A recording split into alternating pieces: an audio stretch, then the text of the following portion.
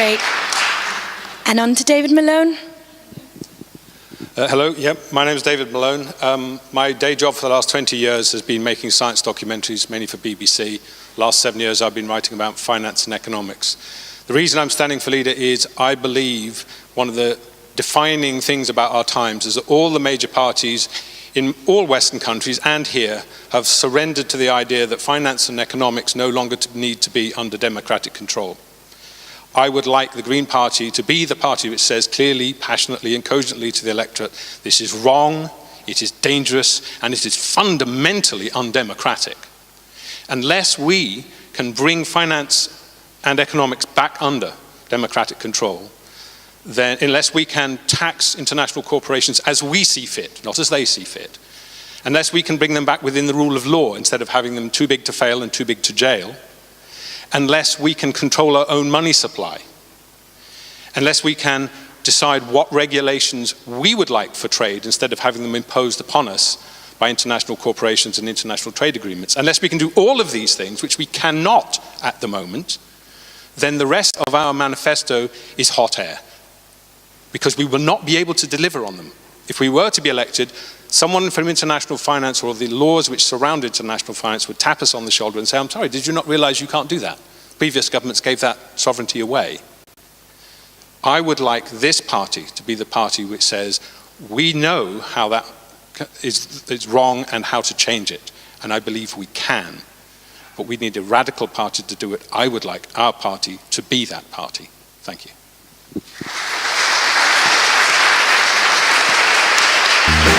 Thank you. Thank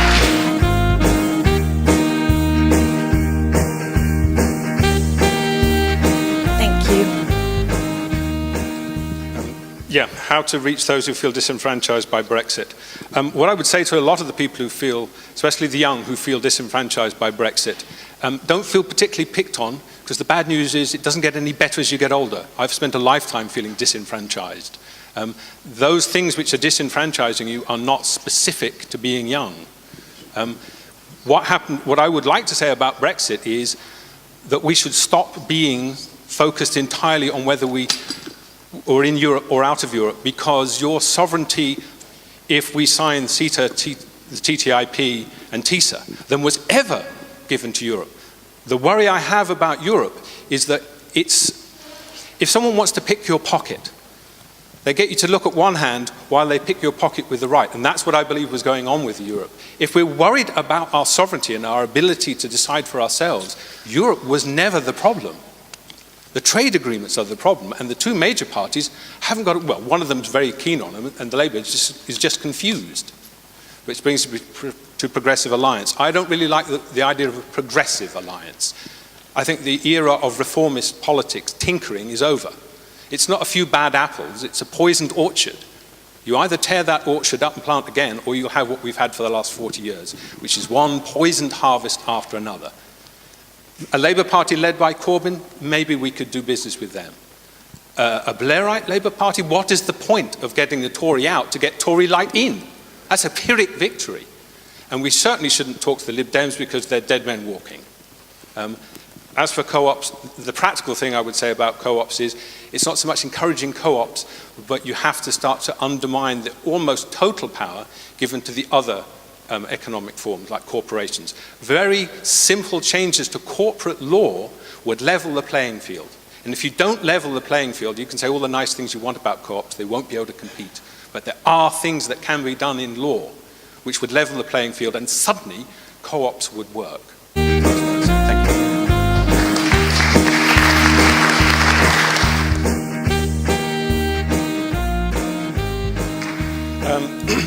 Changing the voting system.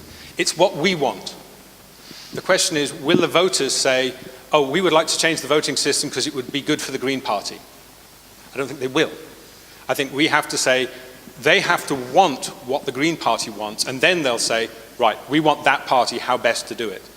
I think if you look at the last election, what was one of the things that killed us in the last election?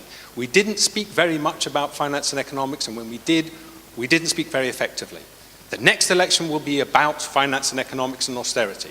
There are a small number of things which will be what's on people's minds. Fracking, continued austerity, bank bailouts, which are coming, another round before the end of the year, and the big trade agreements. Instead of allowing the other parties to set the agenda and then we say, cool, can we say something about that too as well? We have to say, these are the real issues, and these are the issues the other parties won't want to speak about because they're the things which hurt them. The Tories don't want to speak about fracking, so we should force it onto the agenda. And in all the Northern papers, you won't have to work hard. Austerity, it's no good point opposing austerity. Father Christmas wants to oppose austerity. We have to say, austerity is a lie. Austerity is being sold to you on the grounds that public spending is out of control. It never was. And we have to say that. 2008, our debt to GDP was 42%. 5 years later, it was 84%. And the only thing that changed in that time was we gave 1.4 trillion to the banks, and we haven't got it back yet. We need to be saying these things, and if we do, people will want to vote for us. There is no political apathy. Scotland was the most apathetic part of the nation. Apparently, when they had something they wanted to vote for, a referendum, 90-odd% of them turned out. People aren't apathetic. They're just given a choice between rubbish and more rubbish. So why would they? And then political parties have the chutzpah to tell them there's something wrong with the voters. If we say, these are the things that matter to you, and we speak about them clearly and forcefully, and do not allow the other parties to set the agenda, we should attack their assumptions. The assumption that austerity has to be because spending is out of control. We shouldn't engage with that. We should say that's bollocks from the start and prove it. And we can prove it. And if we do that, people will want to have a change in the voting system because they will want us. We have got to make them want to vote for us before we say, could we please change the voting system so we can get in? Thank you.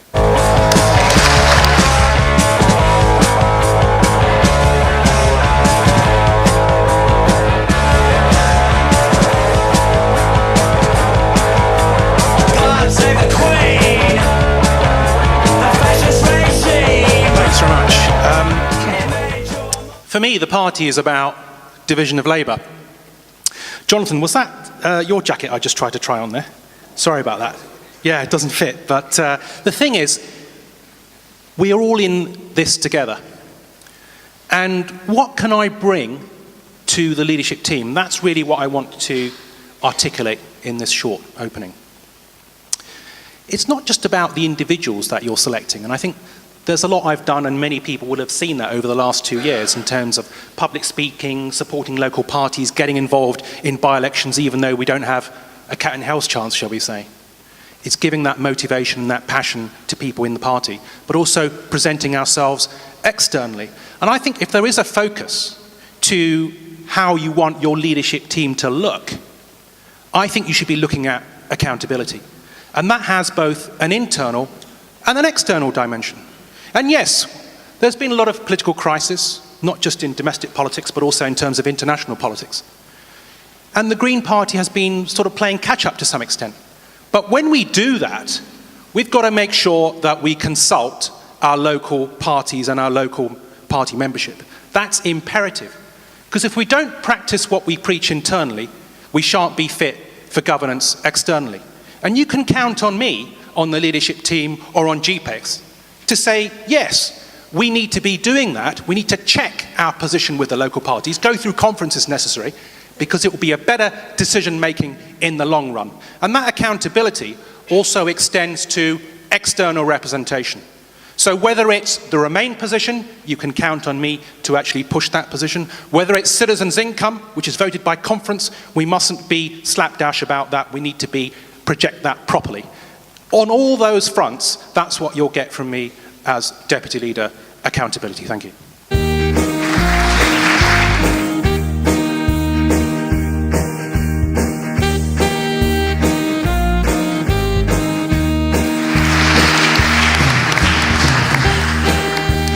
Sorry, is it Sophia? Hi, pleased to meet you. I'm going to answer at least 2 of them, but I want to answer as fully as possible and, get to the nub of the issue. When I was elected Deputy Leader 2 years ago, I made it my business in my inaugural speech to draw attention to our lack of BME diversity in particular. And I said, look around this conference room. And I'm pleased to say, actually, that any room I care to look at now in the Green Party is slightly better than it used to be. And I think people have come through the woodwork, so to speak, more members are. There's something in the role model idea. And I think of myself, first and foremost, as a Green. And I want all of us to see ourselves as Greens first and foremost. But we have to face the reality that we have a problem. And if we are serious about it, we're not going to pay lip service to it. And I'm sorry, Jonathan and Caroline, you've been advocating an Equalities Commission in the party. I think we need action. There are attitudes that we need to fix. And here's one, and I won't mention the names, but here's a Twitter exchange between two Greens. I want to see us have the first ever BME leader of a major party. Response, is that your highest priority? What about ability and experience in politics and media? Few Greens have it. Well, I beg to differ. There are many BME Greens in the party. Rashid Nix, myself even, who have it. We've got what it takes, and maybe we do need a little bit of help to overcome prejudice in society, some of which may extend to the Green Party, God forbid.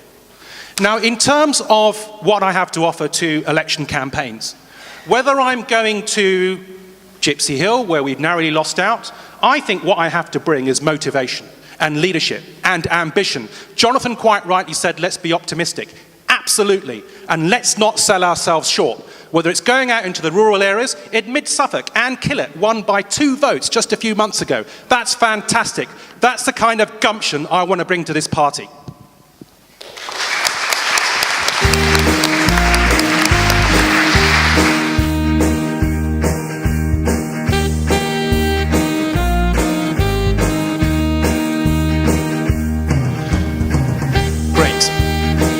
Anti-Semitism, a form of vile, disgusting, despicable, unconscionable racism. That's what it is. We will call it out wherever we see it, just as we will Islamophobia and all forms of racism.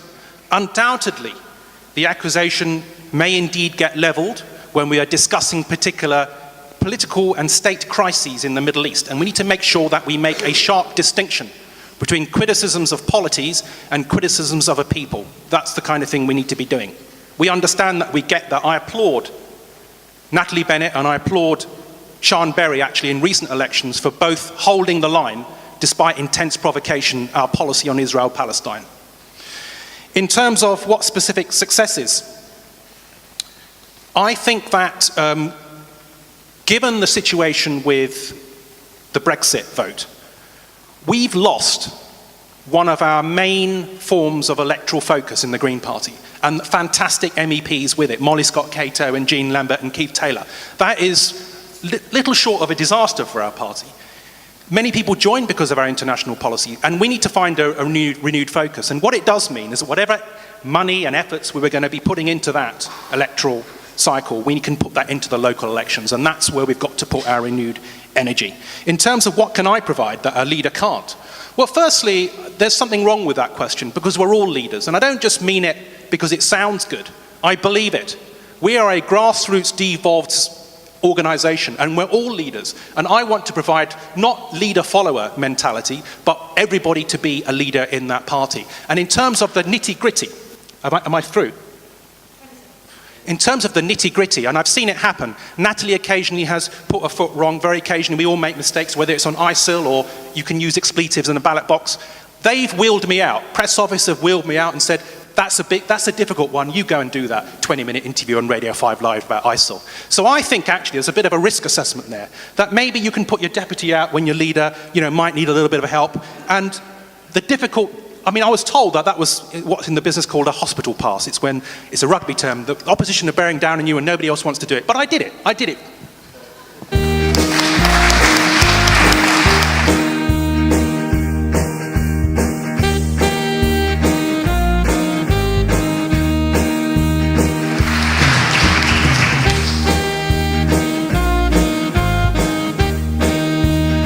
So what do we mean by Progressive Alliance? Well, I think it's a bit of a buzzword, and I'm naturally suspicious of buzzwords. But when you look beneath the surface, it's something that we believe and have been doing all along. If you look at our constitution, green politics isn't just about electoral politics.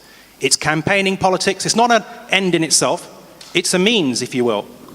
And that's why we've got used to, and we encourage, cross-party political and non-narrow party political collaboration, whether it's on campaigns, whether it's People's Assembly Against Austerity. What is that if not an alliance of people who are thinking in an enlightened fashion? But let's not beg the question. Let's not assume that what it is that we're proposing is automatically enlightened simply because we call it that. One of the things that's been concerning me is the talk by senior Greens of a progressive alliance, I think, before there's been a proper consideration of the matter within the party. Whether it's at conference, and I've signed a motion to conference asking for a full consultation. And there's more than one thing you could be consulted on. It's what's been negotiated and whether you agree with it, or whether to go into the negotiating room, and with whom, and who's going to do the negotiating for you. Maybe I want local Green parties involved in that negotiation, because you might get something different. Now, I was speaking to a German Green earlier this morning, a co-chair of the European Greens, and he has some experience in Progressive Alliance. And he said, people mean by something different by progressive, and you need to work that out from the start. So let's not sell ourselves short. Do I have any time left? Do I have any time left? Oh, that's good. Here's a cautionary note. In the general election, an endorsement was given to a Plaid candidate in Wales without the proper consent of Wales Green Party, and there was a backlash, it has to be said, because Wales Green Party were undermined by that. All the conditions about that were not properly put in place when Plaid used it to their advantage, and we should have seen that. And we need to make sure that we include all those who are most affected by those decisions in the decisions themselves.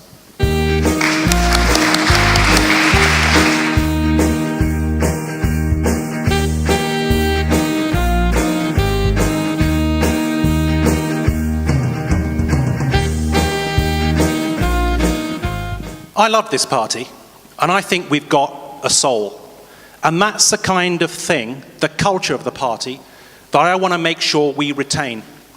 Because it's very tempting, isn't it? I mean, we often get accused of being idealistic. But that's a fallacy.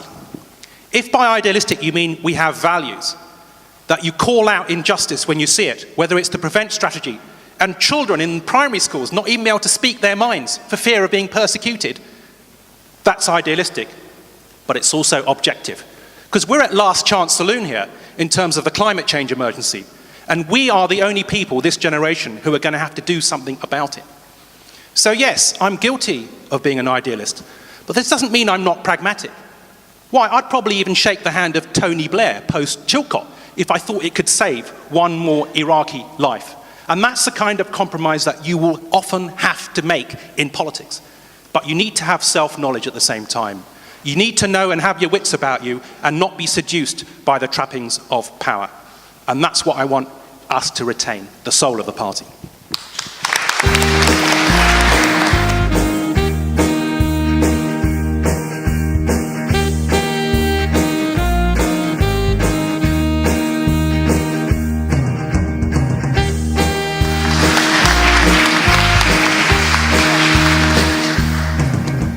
I'm David Malone. I really only have one thing to offer this party, and that's to speak intelligently and passionately about finance and economics. It is my belief that there is a great anger across the north of this country and in the working class of this country. And they're angry about austerity, and they're angry about one rule for them and a different rule for the rich and for the corporations that don't bother paying their taxes. I believe unless we can speak about these things, we will not engage with those people. I hope I can offer that.